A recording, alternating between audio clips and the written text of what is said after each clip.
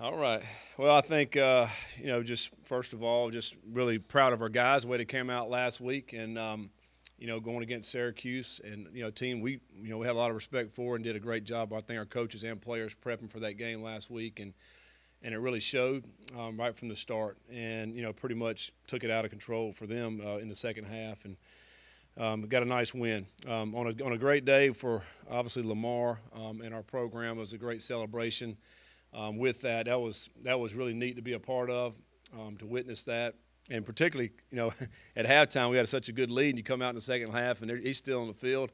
We're trying to warm up. We got the band out there, and but that was pretty cool to be able to see Lamar for that. And then he came in the locker room and talked to our guys. That was neat, and so it was just an honor for me. I didn't coach him, but heard so much about him, to be around him, for that day and that special occasion, which was pretty neat. We'll remember that forever. So. But for us, more importantly, to get that win, that was huge. And then now, it's a short week, which is always challenging.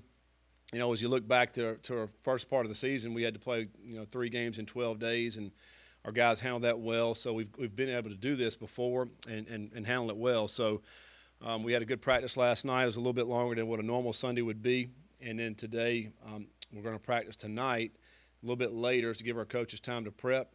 And this will be like a Tuesday, Wednesday combined into one, which is always difficult. And then tomorrow for us is our walkthrough. So this week's going to fly by. Then we'll be on the plane on Wednesday. So, anytime you're playing a short week like this, I think you got to scale back a little bit. You can't do a ton of things because you just don't have time to work it, and then get our guys to play fast. That's our whole key. For this week is to get practice fast. I just met with our leadership group, and to go out here tonight and to practice really good and fast and be focused and intent on what we have. We know what we have in front of us, an opportunity to win 6 right here in this game to get bowl eligibility, and we want that. Our players want that, and we got to practice that way in order for that to happen. So. A little bit about Duke. I think number one, everybody wants they'll look at their record and their last few games, and they haven't played as well, but I think one thing that stands out to me when I look at it is that when they play at home, they play like a different team compared to when they're on the road. They've played 4 out of the last 6 on the road, which has been difficult. They started the season off 3-1, and all those 3 wins were at home. And then the 2 losses at home this year, they had Georgia Tech. It was 31-27. Georgia Tech had to go, I think, 90 yards with no timeouts to win it, and they did it.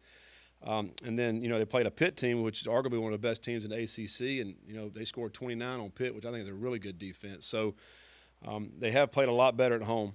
And, the last week, their starting quarterback didn't play. They had to play a freshman quarterback, and they ended up making a switch at halftime and played another freshman who actually the second one, I think, rushed for over 100 yards, and they did some good things. So, not really sure who their quarterback will be this week. They have one of the best running backs in the country, Durant, who is an outstanding running back. His rushed over 1,000 yards, pretty similar, really, probably, to the guy we had last week we had to face, who was another outstanding running back as well. So, we know what's at stake. I think offensively they've put up some good numbers on their offense, and so obviously defense needs to have a great week this week and being able to prepare for them. So again, we're looking forward to it. Headed down to Durham, where I was born and grew up, and I've never played or coached in Wallace Wade Stadium, and I grew up 5 minutes from it. And so this is going to be pretty cool for me to be able to go back to my hometown and where I grew up to be able to coach and play in this stadium. It's actually where I went to my first football camp when I was 7 years old. Steve Spurrier was the offensive coordinator back then. It was a long time ago. So a lot of history there, but I'm excited about going back and playing in this stadium. Scott, and you look at big opportunity to be bowl eligible with the win against Duke. Do you talk to the guys about it, and then just the opportunity to be bowl eligible 2 out of your first 3 years here, and knowing last year was last year, but what would that mean for the program? Yeah, we certainly talked to our guys about it. I think that's a goal of ours. We set out at the beginning of the season, and we're certainly we're right there on the cusp of it. So I think it's the elephant in the room. We want to talk about it. We know what we're playing for this week. We know what we're preparing for. It's great motivation for us, and it's exciting. I think, and you talk about being just maybe the second 2 out of 3 years, our first 3. I think it's great. It's what we want to do. We want to be playing for bowls every year, contending for those championships. We talk about how you want to finish the season. I think everybody remembers that, and it also propels you into the next season. It propels you into recruiting, all the things that can happen. And so yeah, it's an exciting time for us. And man, we're excited to be able to get out on the field, and albeit a short week. We're playing Thursday night on national TV. I think that's awesome too for our program. I know recruits across the country are going to be watching that, and also our fans. So yeah, we're excited about it. Scott, obviously Duke's kind of struggled a little bit this season, and it's on a short week. Do you think the prospect of being bowl eligible in this game and coming off will kind of help with the energy levels in this game and maybe kind of snuff out any sort of complacency that might arise?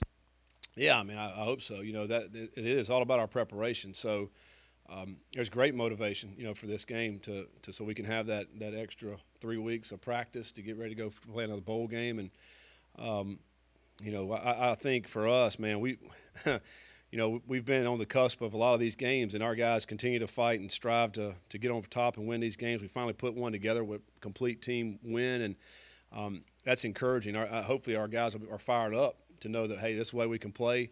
No matter who we're playing, let's go out and let's put this thing together. And, against a team that, it doesn't matter who you play. Anybody can beat you, so you better be ready to rock and roll.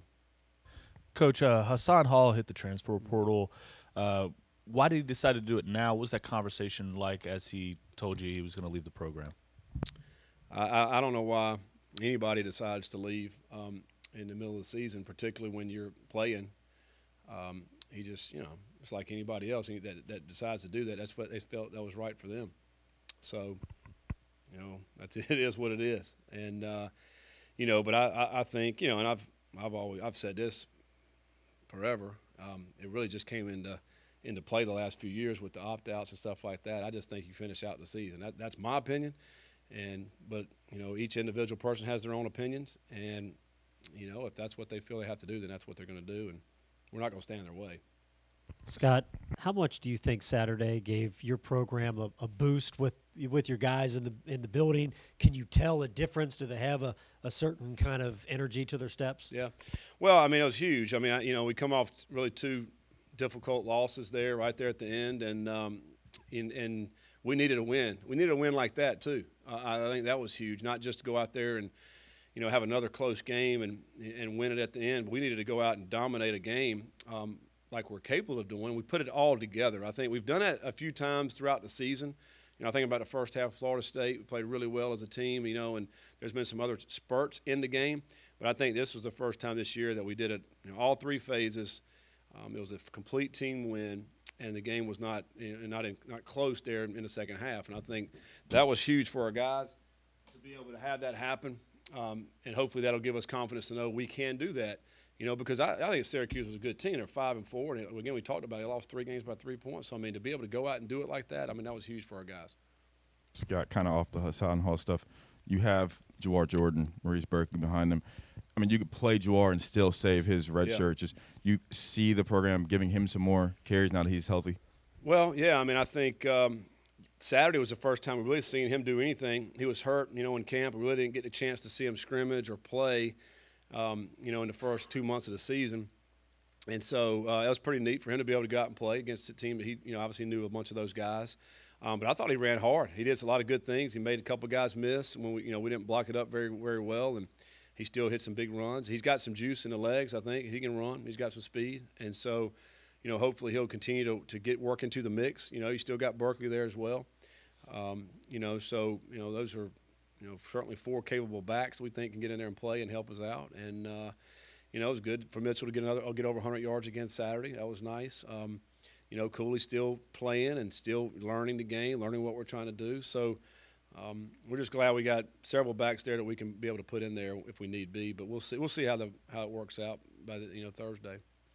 Scott, obviously Duke has one of the more underrated backs in the league in Mateo Durant. Given how the defense has played over the last several weeks against the run, like against Sean Tucker, NC State's duo, how confident does that make you that the defense will be able to hold up its end of the bargain continue on their trajectory they're going? I think, it gives us great confidence to know we got to stop the run. We know that. So our prep today defensively would be, we got to stop the run. We know that's a strength of what they're trying to do. But I think it does give you confidence to know what we've been able to do the last, 3 or 4 games against some good running attacks to be able to, really keep those guys in check. That'll be imperative this Thursday night, because if they're able to run the football, then it opens up everything. And, we have to fit well. Our guys have to be where they're supposed to be. We have to tackle well. And I think we've done that the last few weeks. It's been really good. Where we've gotten hurt defensively is, in the throw game, giving up some big plays in the throw game and that type of thing. But I thought we did an outstanding Saturday with that as well, holding them to 40-some yards passing. So, but I think if you do shut the run game down, then obviously your defense plays a lot better in the throw game as well, just because they can't play action as much. If they do throw it, it's easy to see what's happening. We got to play good in the run game and shut that down. Your guys have really cleaned up a lot of those tackles for loss allowed. Strangely, though, the third down percentage is like way down. Like, how do you kind of explain that? It seems like it shouldn't correlate. No, I know. We've done a lot better. Getting in manageable down and distances. We've actually done really good in third and long this year. That's probably one of our better ones. We've not been good in the third and short and third and medium, which is unbelievable to me. And it's hard to explain. We can obviously go back and we look at the film and we see, I feel like it's just one block here or one throw here or one route here, and it just so happens to be on some of those third downs. And I thought Saturday we did better on third down. Particularly probably the first 3 quarters. And then in the later in the game we didn't do as well, but we converted on some of those, and we hit some touchdowns on some of those third downs, which was good. With the one to Watkins, I know was a 3rd and 2 call.